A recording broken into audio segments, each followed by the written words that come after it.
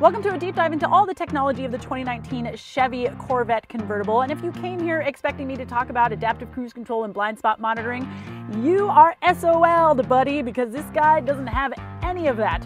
But it does have a few tech tricks up its sleeve to give you the best time on the track. I'm talking about the Performance Data Recorder. This thing is so cool. It uses a forward-facing camera to record all of your antics, and you can have different informational overlays on it. So this one is the Sport overlay. So I've got my speed, my G-forces, and my RPMs, as well as what gear I'm in. But you can add even more.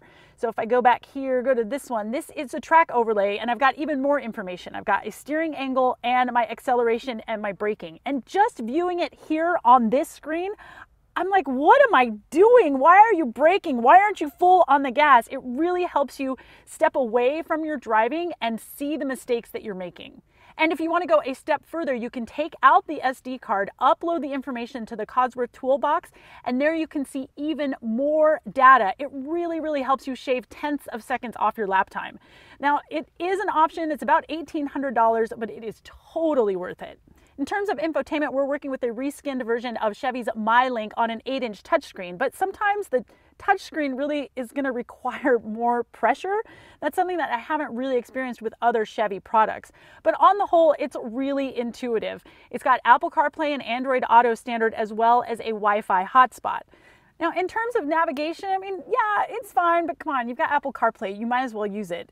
This does have one box entry, but with some of the sensitivity issues that I've been finding on the touchscreen, it's just not worth it. It takes too long. Chevy has also included a few news apps like the New York Times and the Wall Street Journal, where you can hear quick little news bites of the day's stories. Also included is the Marketplace app, where you can order food on the go. So it's getting around lunchtime, let's go to Applebee's. What can I get? Order for pickup, and let's see. Ooh, Fiesta Lime Chicken, that is for me. Now, in terms of keeping everything charged, I've got this wackadoodle little pop-up 12-volt outlet here, and I've got 2 outlets in the center console. But there's a surprise, check it out. Behind the screen is another USB port. What? You guys, we have spent so much time making all of these tech deep dives for you, so I hope you enjoy them. Be sure to like and subscribe.